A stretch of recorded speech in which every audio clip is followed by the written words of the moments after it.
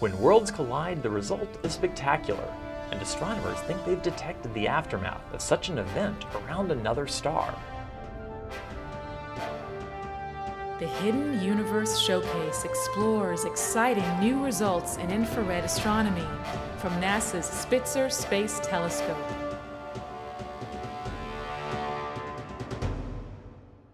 Nearly 60 years ago, audiences thrilled to the destruction of the Earth in George Pal's classic film, When Worlds Collide.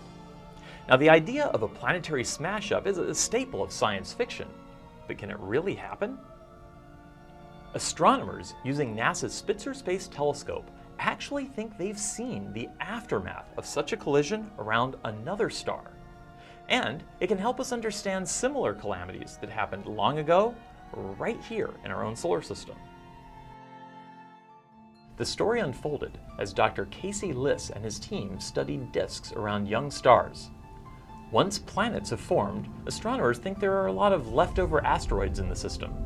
They occasionally slam together and produce dusty debris. Spitzer's infrared spectrograph was designed to detect the faint glow from this material. By spreading the light out into its component colors, astronomers can look for the spectral fingerprints of different minerals. This way, we can actually determine the composition of disks around other stars. Our dusty star of interest is a faint speck known as HD 172555. It's about 100 light-years away and 12 million years old, which, compared to our 4.5 billion-year-old sun, is like a baby born a few days ago. Studying its spectrum, Dr. Liss and his colleagues realized they had found something very peculiar that they had not seen around other stars. Aside from the usual indicators of rocky rubble, they found features corresponding to tektite, obsidian, and silicon monoxide gas. What's strange is that tektite and obsidian are formed from molten materials. Tektites are hardened chunks of lava found around meteor impacts on Earth, and obsidian is volcanic glass. Vaporized rocks can form silicon monoxide gas. You don't get this kind of material by just smashing a couple of asteroids together. The evidence suggests something much more cataclysmic. Imagine what would happen if our moon slammed at high velocity into a Mercury-sized planet. The resulting impact would eject a tremendous amount of molten material into space. As it cooled, it would likely form tektite, obsidian, and silicon monoxide gas, explaining the features seen in the HD 172555 spectrum. It is amazing to think that Spitzer may have caught the aftermath of such an incredible collision. But it's not the first time astronomers have speculated about world-shattering events. In fact, similar things may have happened right here in our own backyard. Mercury is a strangely dense planet compared to the other worlds in the solar system. Now, if it formed from the same stuff as Venus and Earth, why would it be different? A world-shattering impact could be the answer. When planets form, the lighter materials rise, and denser ones sink to the core.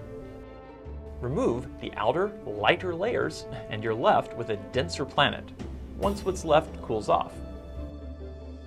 Looking to our neighbor Mars, we see a massive impact scar in its southern hemisphere. This area, known as the Hellas Basin, must have formed from an asteroid impact long ago. The resulting plume of molten material would have been blasted into space, some of it eventually reaching the ancient Earth. Even closer to home, most astronomers believe our own moon was formed in a similar cataclysm. The theory is that a Mars-sized body grazed the still-forming Earth, generating a massive amount of molten debris. The orbiting rubble would eventually clump together, forming the moon. The tektite and obsidian debris from such massive impacts would not last long around our sun or others. Solar winds and gravitational interactions tend to sweep away the dust over time, and in a few tens of thousands of years, the evidence would be erased. In the long history of our solar system, that's hardly a blink of the eye. The evidence may be long gone here, but seeing what may happen when worlds collide around a nearby star shows us it's not just science fiction after all. For the Spitzer Science Center, I'm Dr. Robert Hurd, reminding you there's a hidden universe just waiting to be discovered. The Hidden Universe is produced by the Spitzer Science Center at the California Institute of Technology in Pasadena. The Spitzer mission is managed by NASA's Jet Propulsion Laboratory.